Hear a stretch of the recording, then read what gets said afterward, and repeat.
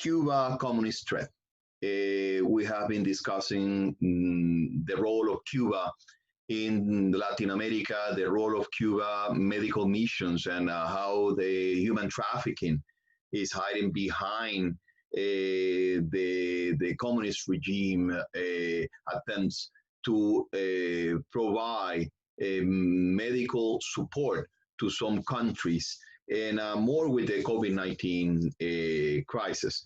This is an honor. It's an honor for me, in the name of Victims of Communism Memorial Foundation, to organize this webinar for Victims of Communism Memorial Foundation. Is a good opportunity to show U.S. and show the world the threats from Cuba and how Cuba continue to play a fundamental role destroying democracies around the world. With us today, we have an extraordinary guest, good friend, extraordinary researcher, hard worker, Maria Werlau. She is the head of Cuba Archive, one of the leading organizations exposing the regime for what it is, a regime that violates human rights, a regime that persecutes Cuban, a regime that has been selling false claims about the healthcare in Cuba, a regime that has been exporting a false humanitarian medical missions to several countries in the world. And through all these medical missions, the regime has been making huge profit, exploiting the work of poor Cuban doctors. There are some issues here about exploitation. There are some issues here about profiting from human rights violations, some issues about malpractice.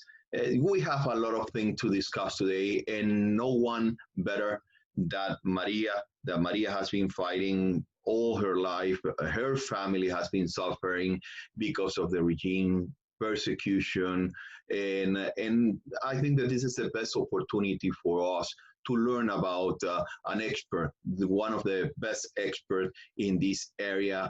And thanks to her, the regime now it has been exposed, and we hope that we can continue exposing this regime in the future. Maria, thanks for accepting the invitation. Let's talk a little bit about this medical missions. Is this really a humanitarian effort from the Cuban regime, or is something behind this mission? Thank you for joining this webinar today. Thank you, and thank you for that wonderful and generous introduction. Let me just briefly state that I prepared some introductory remarks on the statistics, the data, because there's been a lot lately on the practice of what's going on, but perhaps not enough background information. And just to clarify where I personally come into this picture, as many people know, I co-founded and direct the Cuba Archive, which is really the Free Society Project, but we're known as that name. And in 2009, in commenting a paper for an academic conference, I realized, looking at the statistics, that export services had become Cuba's main source of revenues. And of course, I had been following for many years the practice of Cuba's supposedly or so-called medical diplomacy, which is the paid humanitarian assistance that Cuba likes to portray in the world. So I started to investigate that and wrote the first academic paper on that, on the Venezuelan mission, in 2010, as well as an editorial in the Wall Street Journal back in 2010, where I went in my investigation and my experience with international law, I realized that this was trafficking in persons, and that this was in violation of numerous international accords, conventions of the ILO, the International Labor Organization, etc. In 2011, I wrote another academic paper on the mission in Haiti. And from there on, continued Cuba Archive, through Cuba Archive, continued this, but with very little resources and very little attention from the international community. But we continued to document this practice over the years. And thanks to things that started to happen, especially when the Trump administration came to be, and when the Brazil mission tanked, and people started to talk about it, and there were like at some point 11,400 Cuban doctors in Brazil under this scheme. Then there was a resolution by 2 US senators, a case against the Pan American Health Organization that has brought a lot of attention to this needed attention. And the founding in 2017 of the group No Somos Desertores, that has been really helping to put out the testimony of these doctors that are under a lot of fear, and not only doctors, but nurses, technicians, etc., are under a lot of fear. We had a lot of difficulty for many years in documenting, because I would interview people and get their testimony, but they were afraid to give their information because their families are trapped in Cuba and suffering reprisal. So it's been really fantastic to have organizations like Victims of Communism Memorial Foundation and others take interest in this story. And as some of you might be aware, we have a new collaboration with Victims of Communism Memorial Foundation and Global Liberty Alliance to shine a light on this and work against the trafficking and dispelling the myths of healthcare in Cuba. And we call it Cuba Salud. So there's an incipient page that will be populated with a lot more content under cubasalud.org. So now to answer the question. The Cuban medical brigades are the better known aspect of what Cuba engages in, that we can call Cuban medical diplomacy or Cuban health export services. But this is part of a huge industry of the Cuban state. And in fact, it's the largest source of revenues for Cuba by far, and hard currency. And at least in the last time I was able to track this data, like 2 years ago, there were at least 85 state enterprises selling export services in the world. A lot of these services are temporary workers, professionals sent overseas, or in Cuba providing services for export in what Cuba calls cooperation agreements.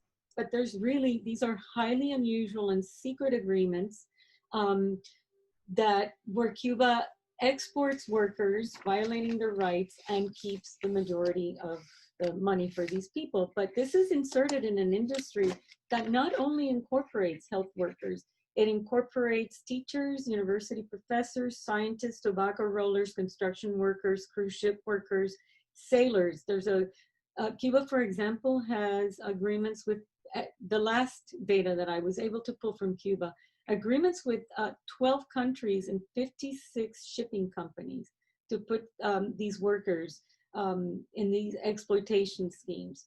Normally, these people are hired out for 2 to 3 years. And if we have time, and these are the better known aspects of it, we can get into the details of those agreements. But essentially, in terms of the health workers, they're exported through a state entity in Cuba called Comercializadora de Servicios Médicos Cubanos S.A. that provides not just brigades for export, they provide health tourism, scientific events, and other events that count for export services. So a little bit later, I'm going to go into how to interpret the export services statistics that Cuba gives, because I see a lot of confusion in what is out there in the media, and the confusion creates billions of dollars of difference in the statistics. But we'll get through that hopefully when we get into the economics of these. So normally these brigades are sent to underdeveloped countries where there is either a scarcity of doctors, or where the local doctors don't want to go to remote and dangerous areas, and or where they replace local health workers and are even in many cases paid more than the local health workers, Cuba, for their services, because there's a political and intelligence and geostrategic issue in this alliance with Cuba, these allies of Cuba, that help Cuba derive a business that has many benefits for the dictatorship. Number one, as we'll see, is the material resources. Number two, a lot of propaganda to boost legitimacy and sympathy and support for the Cuban Revolution and the Cuban dictatorship. to strengthen social, economic, and political ties and cultural with these allies, to expand Cuba's influence in the world. This allows Cuba to gain votes in international organizations. There's a strategy to send these missions, for example, to very small countries in the Eastern Caribbean, in the Pacific. All those countries have one vote in international organizations, to buy loyalty and influence internationally, to help spy and infiltrate these countries. And these agreements usually lead to assistance and other economic and political gains, trade agreements, etc. So the official numbers that Cuba reports, I've tracked this for years. And I must say, I'm going to cite Cuba's numbers, but none of them make sense. Because first of all, authorities that give a statistic, contradict other authorities, leading actors of the regime. Even reports that they put out in the official media are highly contradictory. So in general, Cuba has said in the last few years that they have 50,000 to 60,000 collaborators in 59 to 68 countries. Of those, Cuba says 75% are health workers, which I doubt, for reasons we don't have time to get into, but we have a table where we sort this out. And Cuba, by the way, says that in 6 decades, it has sent over 400,000 Cuban workers to 164 countries, pretty much all over the planet. But God knows what they count in that. The most specific numbers that they have given are in July of 2018, they said that they had 38,262 health workers in medical missions in 66 countries, of which 18,384 were doctors. That's the only detail of doctors sent overseas that I have been able to find in recent years. In March of 2020, this year, Cuba said that it had 28,268 members in these brigades in 61 countries.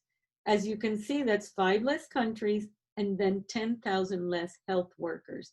And Cuba is actually saying that they have 10,000 doctors, surplus doctors, that were terminated from missions in Ecuador, Bolivia, El Salvador, and Brazil primarily. And a little known fact is that the Brazilian mission that had at the time that it was ended a little bit over 8,000 doctors, or 8,400 doctors at the time, it was Cuba that pulled the doctors out in the space of a few weeks. It wasn't that Brazil terminated it. And it was right before Bolsonaro took over the presidency. And then he had announced in the campaign that Brazil was going to revise that Mais Médicos program to contract these doctors directly and allow them to bring their families. So Cuba decided to do that.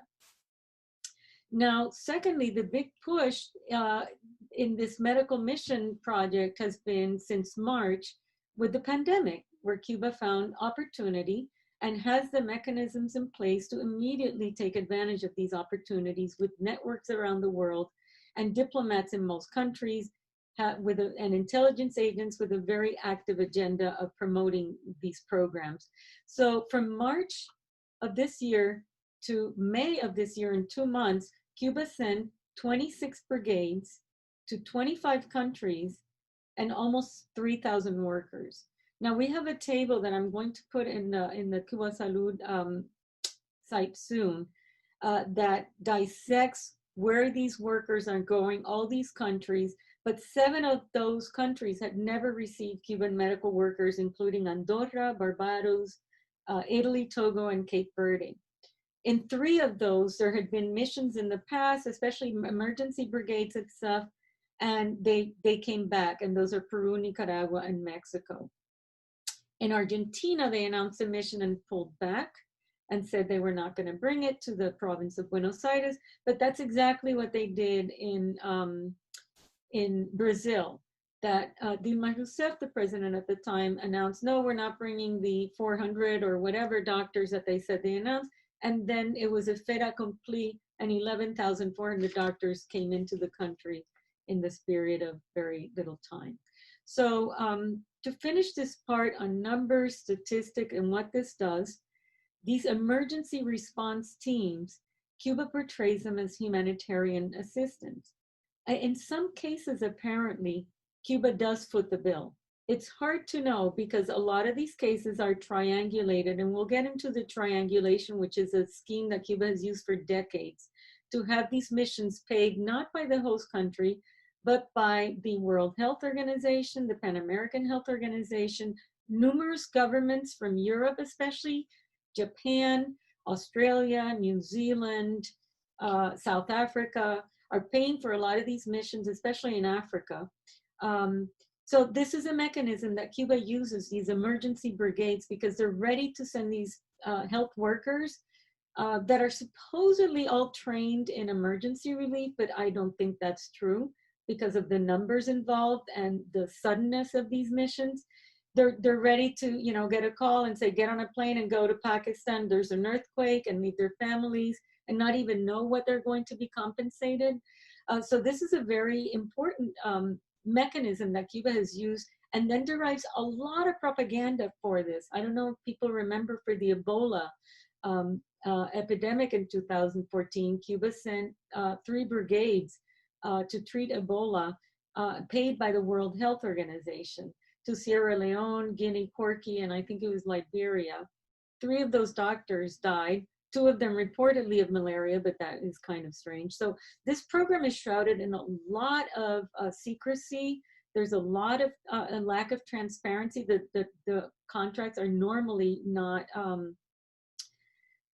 made public. But these emergency brigades deserve a lot of interest, because if you follow what has happened is Cuba normally sends them. Whether they pay for it or have somebody else pay for it is a little bit difficult to investigate, but could be done, especially because PAHO and the OMS can have audits done. That's why this needs investigation. But normally it's a way to get their foot into a new market. And it normally develops then into what they call a long-term collaboration agreement that brings a lot of money to Cuba and also allows Cuba to train medical students in Cuba, also at a cost to someone, with scholarships for these people. And one thing is that nobody challenges that these workers provide services that are needed around the world.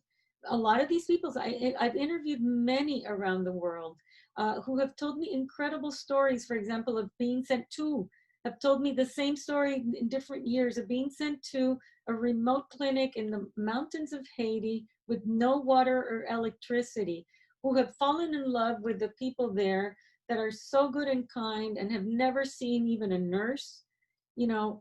And these people care, and they do provide needed services in very difficult circumstances. Many of them have died, for example, in Venezuela, in remote areas of Africa, in the jungles of Central America, of disease, you know, forgotten by the world. And then they suffer terribly of leaving their families behind. And if they choose to defect, or I mean, they choose to abandon the mission, because, you know, nobody should be called a defector, but for deciding not to work in a certain place, they cannot see their children and their parents or their spouses in minimum 8 years. So it's a terrible tragedy. Now, if you want, we can take questions, or I can go into the numbers and the tables. Whatever you prefer. I don't want to get too let's continue. I think that it's very interesting because you are unmasking these missions.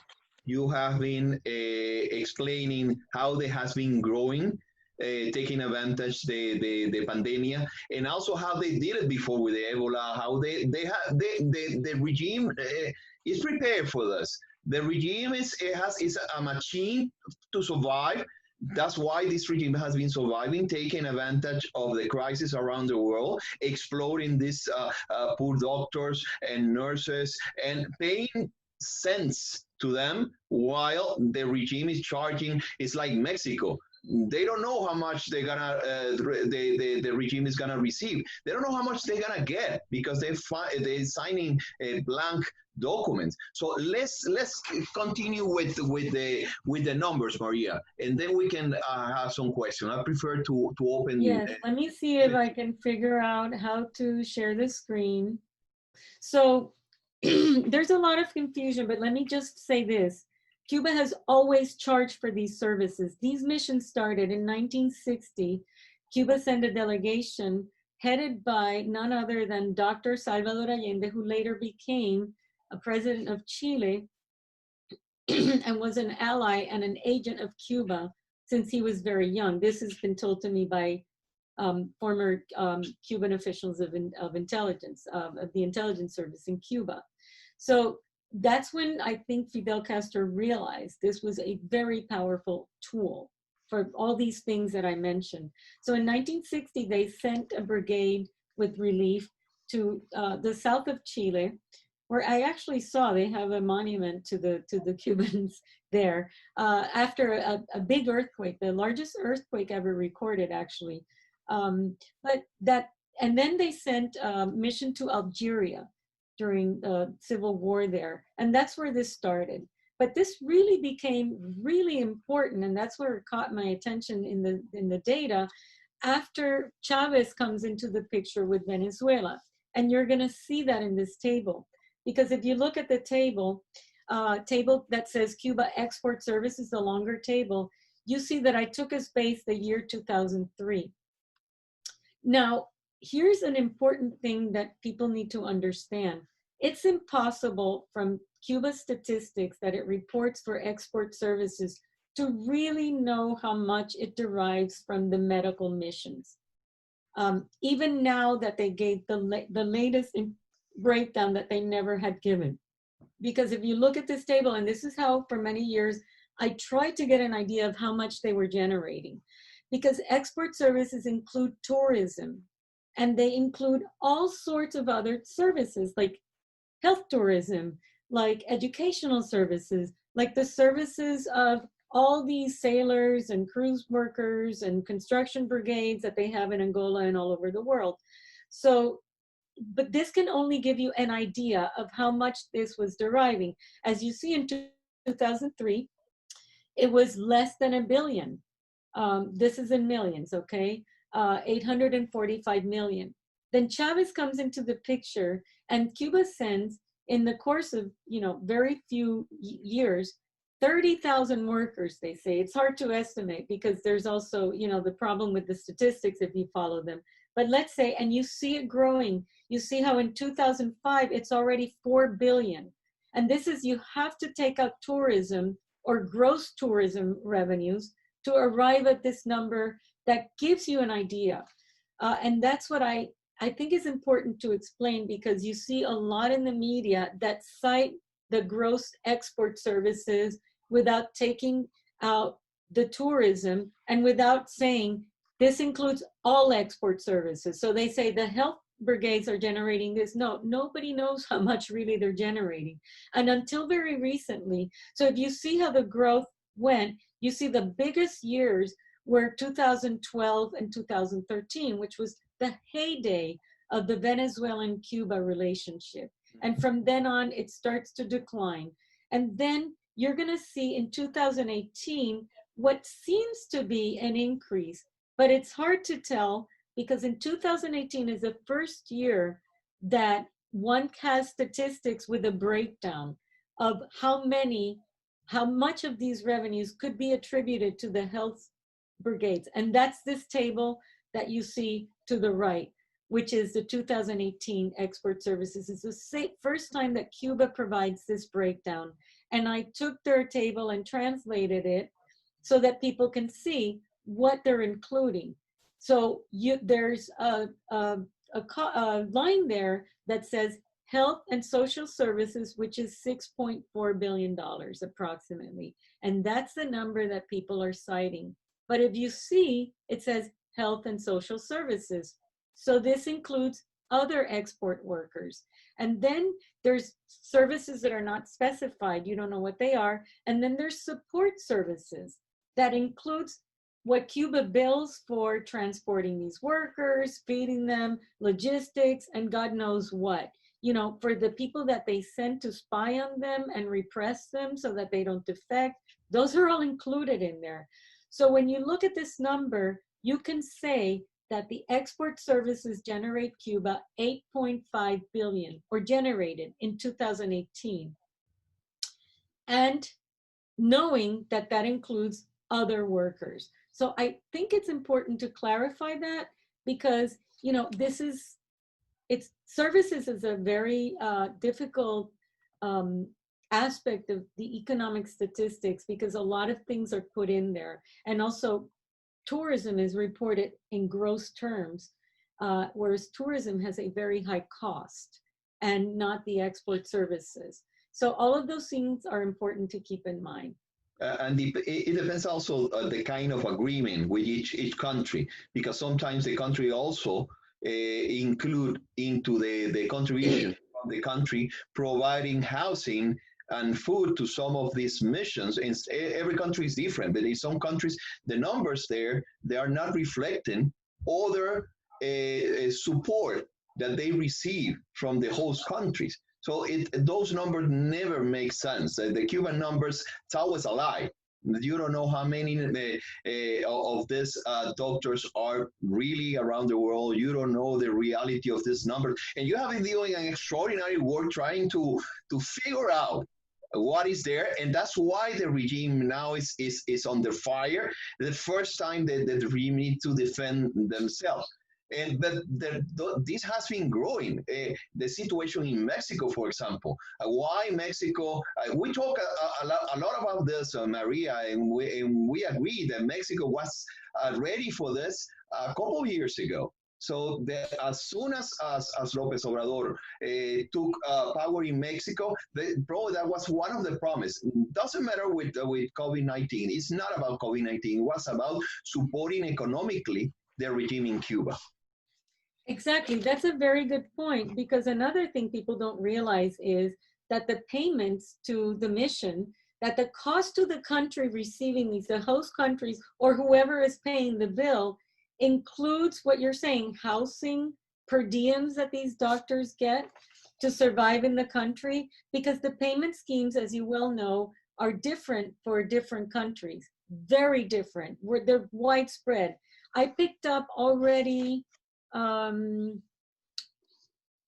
like 2012, 13, I picked up that things, because, you know, a lot of the country's media come up with stories on this. So if you follow some of the countries, especially in Africa, et cetera, where they're sending people, you realize that they started to send people to the oil producing countries in the Middle East, Saudi Arabia, Qatar. Qatar has a hospital that is just with Cuban professionals. They have like over 400 people there, and now sent more people for the pandemic. Those countries pay a lot more, Kuwait, etc. So you see the trends, but when you talk to these doctors, their living conditions are very different. You know, I talked to a nurse who went to Qatar, and he said he felt like he lived like a king compared to Cuba and compared to the poor doctors who are serving in countries like Haiti, in the jungles, you know, all over the world, or especially in Venezuela, where the doctors are subjected to, they even go hungry in some of these countries, including Venezuela. And many have told me for years, not just in Venezuela, that their patients fed them, that they did not, the per diem was not enough for them to eat well. So this is, you know, the payment schemes vary very much. So the other angle that is interesting at this is there's corruption in Cuba to secure the posts where they are better paid and where they have better conditions, like South Africa, the oil producing countries. Nobody wants to go to the countries that pay less or where they face where they're in danger. And now I understand that some are being forced to go to Venezuela if they want to do other missions. Now, you wonder, why would then people want to do that, right? Why would they subject themselves to these conditions, you know, arbitrary restrictions, you know, all these things that we're hearing a lot now these days, thankfully? Well, it's because Cuba, being a totalitarian state, has a guaranteed pool of captive workers, where a doctor earns less than $70 a month, and people know that's not enough to feed a family in Cuba, and where they cannot practice independently. So it's either you work for the state or you don't work in your practice. And then the doctors are offered a bonus that is kept in an account and is monthly, you know, whatever. There's different schemes. They varied over time. I'm not going to get into all the details because they vary in time and by country, but they only get access to that if they return. And they return, and if they have successfully completed the mission. In other words, if they behaved and followed all the rules and attended all the political meetings they have to attend, and, you know, expose, you know, or snitch on their fellow doctors and nurses because they suspect they want to defect, et cetera, make up the statistics, you know, report drugs that are going to fake patients so that Cuba is paid more, et cetera. And by the way, this is another way that Cuba derives income. And a lot of these countries, they have agreements that include supplying medication that Cuba produces. So that's another way to get income. And then these doctors have told me for many years, since I started interviewing them, that they had to lie about that so that Cuba could earn more, and that they would have to bury the equipment, you know, gloves, medication that they're supposed to be giving out to these fake patients that Cuba is reporting to all these countries. So it's fake patients, fake exams, fake medicines. That, according to what you say, and I hear that from some of these doctors too, the regime also forced them to do another thing, or two different things, plus practicing their profession. They force them to contribute with a specific regime, because we know that in Venezuela, for example, they have been forced to spy on the community, to report back what the community is doing, mobilize people for voting, telling them you're not going to receive the service if you don't vote for Chavez or Maduro or whatever the dictator or the type of election. And the other thing is they're forced to lie. They're forced to create fake reports. They're forced to maybe sometimes create fake reports and create fake numbers in those countries. So even that is terrible for the international community, knowing that probably that is not true what's going on there. That is what happened.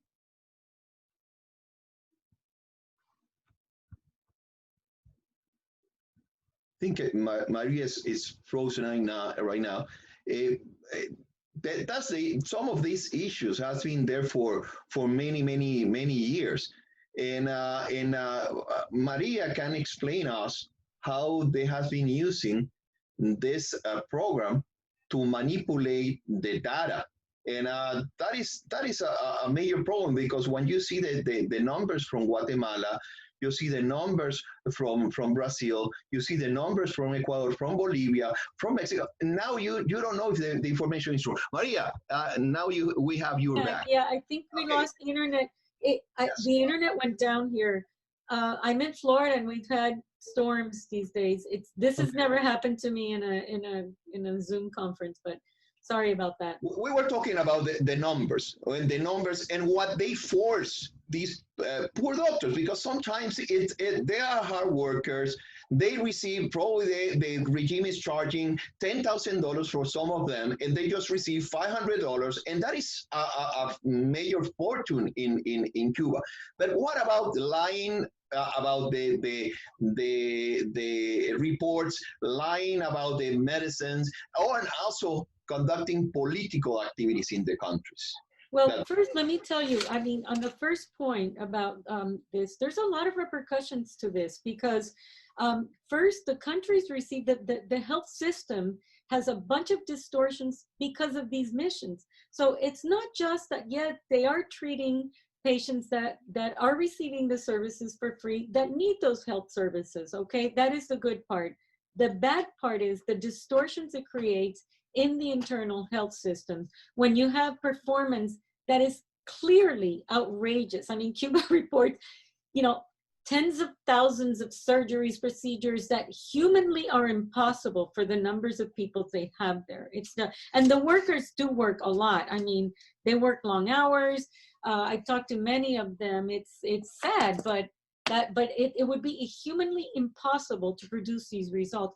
But what is most troubling is that they send workers, health workers, that are not trained to perform some of those health services. So you have nurses doing work as doctors.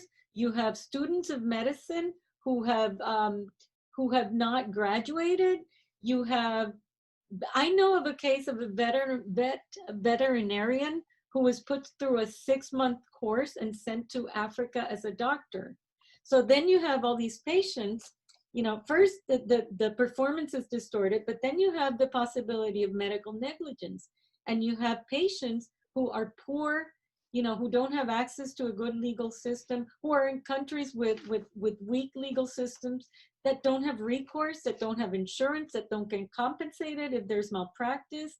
So, and then you have another issue is the health workers in the country sometimes are replaced by the Cubans, and in many cases, Cubans that are being paid more. So that's, I mean, those are issues that need to be addressed when, you know, people talk about the glorified version of these missions. Now, to get into the political influence, first of all of these missions have what they call a jurídico, or several jurídicos, which are the state security that is watching these doctors. As well as the fact that some of the doctors and nurses and medical technicians are actually trained agents of Cuban intelligence to monitor the country, to report not just on the mission, but on the country, to perform political duties and advance Cuba's goals in the world. So that's another issue that is, you know, in terms of security, not brought up. You know, remember, Cuba is a totalitarian dictatorship that has intervened and subverted democracy all over the world. So this is not something to dismiss. Yeah, no, and there are some countries, a country where it's really hard to investigate because they really love these missions because the mission has been there for a while, has been working in some areas where the government is not there, like countries like Guatemala. But there are contradictory numbers also. In Guatemala, in few years, they claim that this mission attended 551,000 cases. So how that happened? How they can attend in communities with 200, sometimes 1,000 inhabitants? They suddenly have those numbers. And remember, how do you see the numbers, Maria? You have been reviewing, researching. What about the numbers? All these numbers are fake? It's pathetic. I mean, we know, first that happens in Cuba, but I mean, it's pathetic, and anybody who reviews them seriously has to know that's propaganda. But I think this brings up an issue that is very important. This would not be happening if the World Health Organization and the Pan American Health Organization were not rubber stamping these practices. And the ministries of health were also doing the same. And why does that happen? Because Cuba has, for 6 decades, planted agents and agents of influence in those organizations, as well as in the ministries of health of many of these countries. The training of students, for example, is done not just to be nice to people and to, you know, allow students to come to Cuba to get a good education for free. Those people are recruited to then do political work when they go back and get into their ministries, etc. A Cuban defector from the Director of Intelligence for Cuba told me that in the 1980s, Cuba not only had Cuban agents planted within PAHO, the Pan American Health Organization, that he managed 4 Brazilians in PAHO who were Cuban agents. That's just one country. So you can imagine the extent, and I've had other people who've been, you know, in high positions of high authority in Cuba in the Ministry of Health who told me about this. So this is a part of a mechanism and an apparatus that works in sync of intelligence, propaganda. You know, the diplomats, a lot of the diplomats are intelligence agents. You know, they're doing the work, whether they're intelligence agents or not, they have to do the work directed to them from a very cohesive system with very clear goals. And that's how you understand that, you know, this fake news has prevailed all over the world. You know, look at right now, for example, in this pandemic, I've been following Cuba's massive propaganda campaign that has to promote the medical missions, to get them into, you know, countries like Italy. How do they do it? You know, they go and influence a mayor, you know, governor of a province, etc., through the Communist Party, through the social organizations. And now they've blown this up, you know, to get them even into Europe, where this is clearly exploitation. And, you know, the doctors come wearing their white robes, you know, in the planes. And, you know, it's like this big deal press conferences and celebrations. And then you have articles promoting Cuba's unproven drugs. You know, how do they do that? Because they have a massive apparatus to do that. And now we have a campaign to name the Cuban Brigades for as candidates for the Nobel Peace Prize. And you have, you know, supposedly serious people proposing this without even wondering, how are these doctors being treated? How come these doctors all of a sudden want to leave their families and their countries in a pandemic to go serve overseas? You know, with all these arbitrary measures that they have to sign. I mean, there's a special regulations and laws to control their movement, to control them not talking to the media, to control that they don't drive a car, et cetera, et cetera. I mean, it's, or for example, marry a local or have local relationships. That's all controlled. That's part of the package, and it's undeniable. They took the passport, so they cannot even move freely in those countries. And they retain their families in Cuba, and they know that their families are under siege in Cuba, they are under persecution in Cuba, or they're gonna face the consequences if they decided to say anything, or if they decided to contribute with anyone who wants to expose the regime. Yeah, there's a lot of things, angles of this. We have an overview. It's like a 5-page fact sheet on these missions that we're going to, we have to update with the new statistics and tables, but it's there. And it has a list of the measures, the arbitrary measures that we've identified over time. And for example, some of the international agreements that this is in violation. Maria, let's point it out that you have in your webpage, and in specifically now with Cuba Salud. With Cuba Salud, there is a map, there is information of each one of the country. You have a team of researchers. Can you talk more about that, the information? Because you say something very important. The regime take advantage of the apparatus, that diplomacy, and even Canada. They took a group of native indigenous population from Canada, from some leaders. They took them to Cuba to have the time of their life, having fun in Cuba, to convince them to pressure Canada to bring those Cuban doctors to some areas of Canada. So they're always doing that. They try with the mayors in Colombia. With some mayors in Colombia, they took them to Cuba, gave them liquor, they have fun in Cuba, and then they return to Colombia to request the government to bring Cuban doctors to Colombia. So let's continue to expose that. So how Cuba Salud? Maria, Cuba Salud. So tell us about that. Let me tell you, I'm really happy that finally we have some resources to work on this, because as you mentioned, I mean, we're against a humongous apparatus.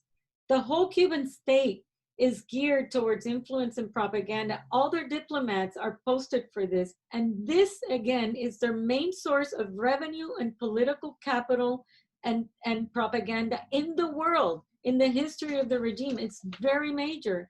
And until now, very, there's been almost no resources for this, because for years, I would contact the organizations that protect victims of trafficking, or practitioners that do trafficking in persons. And, they were not interested in Cuba, because Cuba sadly is seen as, for some strange and warped reason, a right-wing thing. And these organizations don't like that. Again, because this is part of the propaganda that the regime has successfully done. So imagine, at least we have some resources now, but Cuba has brigades now in almost 70 countries, if not more than 70, and we're working, for example, this project just started April 1st, really, and we're trying to work on Argentina, Mexico, Peru, doing the bigger picture. Canada, for example, as soon as I caught wind of that, like 2 months ago, I called the source in Canada. We made a contact to one of the major party, and we discussed this at that level. So to tell them, look, you want to bring Cuban doctors? Fine, bring Cuban doctors. Hire them directly and treat them like you would treat doctors in your own country or from any other country you bring them to. We're not asking for anything more. But that message needs to get there. And, the forces promoting this are huge and very, very good. Cuba, for example, dedicates very good resources to training their diplomats and their intelligence officers. And they send armies of these people. In New York, for example, for years I've looked at the UN. Cuba has the second mission, the highest number per capita in the world. It's the 10th largest. At the level of a country like Germany, with, how many times more GDP and population. In Geneva, they have a massive force. It's very difficult to go against this. And you see, Carlos, you're Venezuelan, you see how effective Cuba can be, that it was actually able to intervene in Venezuela at the level that it has. This poor, underdeveloped, small country in the Caribbean is able to do that. And people dismiss that, but that's their asymmetric capability. That's what they're good at. And, when you see that they've managed to get these brigades into Portugal, has a brigade for years. I went once to Brussels, to the European Parliament, and did a session with a few of the members of parliament there on this issue. And I had one from Portugal next to me. He went back and he made an official inquiry in his country. And, it was an administrative thing. They responded and nothing happened. Like nothing happened in Brazil until there was a change in government. Like nothing happened in Bolivia and Ecuador until there was a change in the government that were not allies of Cuba. So it's important that we do this seriously with rigor. We don't have to make things up, because the data itself and the experience and the testimony of these doctors is enough to denounce this. There was an article that I helped, that I was a source for in the Washington Post a few months ago, that I was very disturbed at. And in fact, in the Cuba Salud site, if I remember correctly, the letter is posted. Later, I wrote a letter to the editors about what happened. The journalist manipulated the information, used my testimony to confirm the narrative that Cuba is feeding its collaborators and influences all over the world on the medical missions, and failed to even consult with one Cuban doctor who has served in these missions and is able to talk freely outside of Cuba. And this happens consistently. They just, manipulate the information. And some of these journalists, they're just lazy. They don't do their job. They believe it. They don't check the information because they have a deadline. Some of them are sympathetic to Cuba, and some of them are outright recruited by Cuba. Yeah. So some of them are part of the Cuba regime structure worldwide, and it is in fact, this has been going for so many years that the Cuba regime felt Empower felt that they can openly operate this program without any monitoring, without any supervision, without anybody criticizing them. And until, even if you like it or not, this administration, until the Department of State, until your Barca, USA, Trujillo, until this team, even if you want it or not, you believe in this government or not, the regime of Cuba has been exposed. There has been investment, there has been also news. Some major players in the administration has been denouncing the regime openly, and that has been forcing the regime to defend themselves. And when they defend themselves, all this number doesn't make sense. And that has been creating a major problem for the income of this dictatorship in Cuba. It is about that. It's about exposing. More countries need to do that. Yes, and imagine trying to follow this in many countries around the world. I mean, in all these countries, tracking what's happening, you know, it's kind of impossible to do with minor resources, but at least there's an awareness and more to do that. Now, I want to mention something that is very striking and is interesting when you know Cuba. If you follow the narrative is now, oh, the United States is opposed to Cuba providing humanitarian health services overseas. So they put the blame on the United States. The United States is defending victims of trafficking, like our laws call for. And human rights practitioners and defenders need to defend the rights of the health workers. You don't send slaves because they're doing a good job. That's, you know, the history of slavery. You can always find a justification since it happened. You know, thousands of years when it happened, you know, God knows when slavery started, Egypt, who knows. That is not a defense, and it's not the United States. It's that the world should call for the rights of these workers, and people should watch out for that narrative, because people don't know how well Cuba manipulates the situation. And you read it, and, you know, people who are not well informed and don't know the regime buy it, and it's very dangerous. Yeah, because it's a good propaganda. Oh, we are sending doctors from Cuba to collaborate with Angola, with Venezuela, with these poor countries in Haiti, with Guatemala in the middle of the jungle. But the reality behind this is a major, as you say, a major source of funding for the regime that that at the end is not benefit. And the benefit for the Cuba population is not there. Let's talk for 2 minutes. We only have 3 minutes. What is the impact internally in Cuba? So sending this doctor abroad. So that means that the system in Cuba, the healthcare system in Cuba must be perfect. If you have 20-something, 30-something thousand doctors outside Cuba and providing medicine and this service, that means that the service in Cuba must be perfect. How is the system? And by the way, the regime has been saying that they pay only $500 to a doctor, charging $10,000 for the same doctor because they reinvest all the money in Cuba. How is the system in Cuba? Every Cuban knows that is false. I mean, that's just for consumption by the useful idiots that promote this overseas. And that's to use a phrase attributed to Lenin, not to diminish people, useful idiots.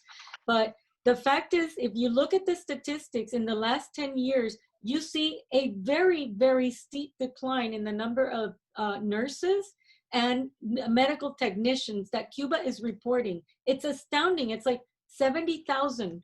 And it's actually 90-something thousand if you don't add the doctors that they claim they have.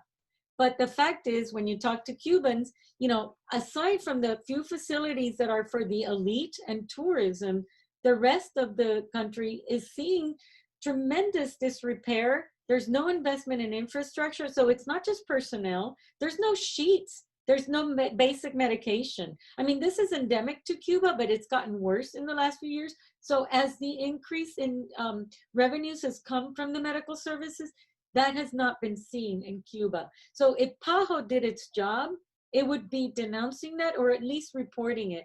But they do the contrary. They promote these missions. They have triangulated these services for decades in Africa and in Latin America, and they have promoted Cuba as well as the World Health Organization.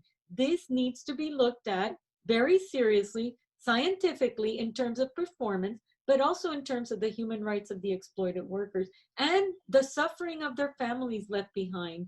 And the traumas and the stories that I've heard break my heart.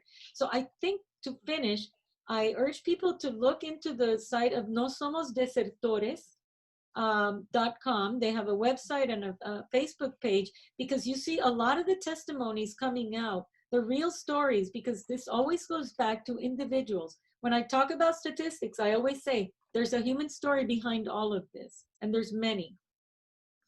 Yeah, many personal stories. I personally hear some of the stories of these doctors when they escape walking for hours and hours through the jungles in Brazil or to the border with Venezuela, escaping from the reality, from the persecutions, human trafficking. And some countries have been collaborating with human trafficking. Countries like Canada, countries like Norway, they pay for these missions to go to many countries. In Haiti, the Haiti mission, I wrote a paper on this in 2011. I think it's on the website.